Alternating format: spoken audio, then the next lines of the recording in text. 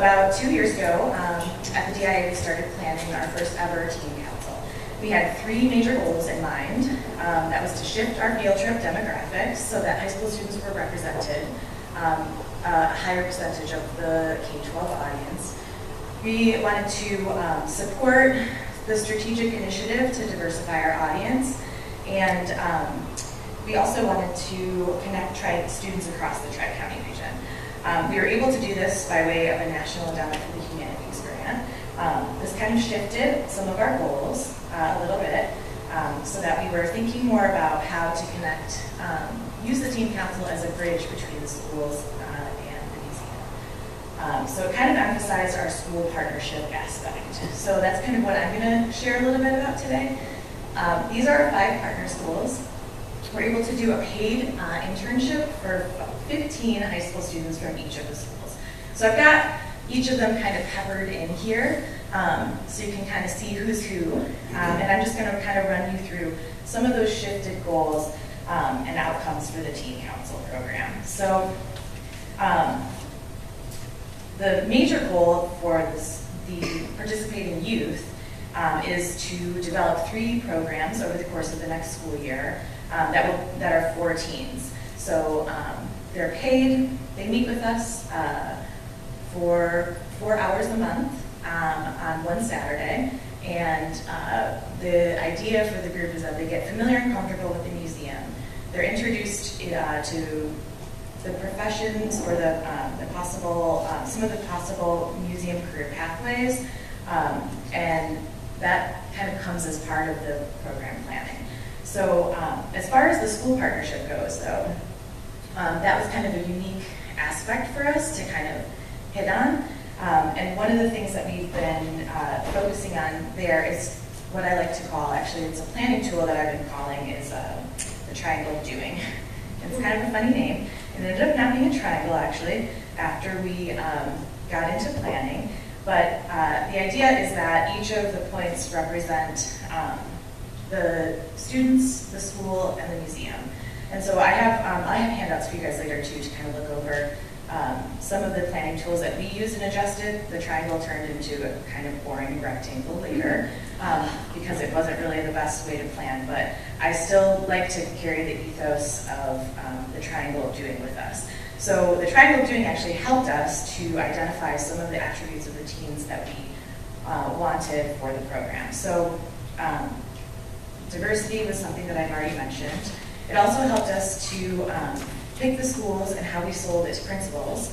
And it also helped us to figure out who we're looking for, and when they're done, what experiences that we hope that they have. So some of those students might not necessarily be your highest flyers. And some of those students might be the people who just need that thing to push them over the edge. So with the schools and the principals and the school contacts that we work with, they helped us to kind of push us over the edge to kind of know who we were working with and identify the right candidates. It's not always the art teacher or the history teacher or the science teacher that would end up being our school contact. Sometimes we have ELA folks or curriculum coordinators that have been our school contact. So basically the way the structure works is we meet with the principal, we have a school contact, and then the students act as a bridge between me and their school contact. So I have a contact at school, they have a contact at school, and we can all kind of work together to figure that out. So kind of getting a little bit off, but once we kind of identified all of those attributes and the contacts, we connected to try to figure out how to actually hire the students, which was tricky. I'm sure that I think some other folks today might be speaking about paying students, so that's kind of a tricky thing. And infiltrate. So one of my the words that I like to use for the teen council on both the inside and the outside is infiltrate. So with the kids, we want to bring them into the museum and have them kind of break down some of the structures, but also it kind of supports me in breaking down silos between different departments within the institution as well, because we have to leverage all of our skills together. So this has been kind of my mantra with the students in the time that they've been at the museum. That said, nothing worth having is easy. We have some challenges that come up along the way. Transportation is one. That's been very tricky. But we've written into our grant the funding to cover the cost of transportation so that we actually have that.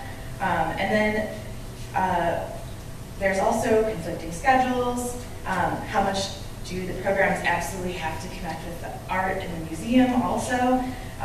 So these are things that we're all kind of still figuring out, and sometimes with the support of the school contact as well. We've been working through the summer, so we've just started. We had our third meeting on Saturday, and we have some great ideas that have started to come out of their brainstorming sessions. They are interested in giving tours, doing little free libraries, but with art instead and art supplies instead of books.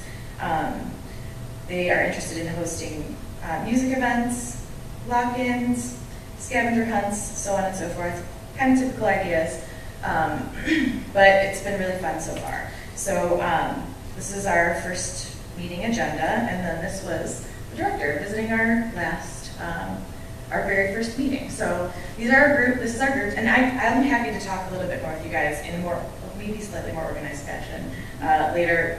And I've got great handouts. So that's it. Thank you guys.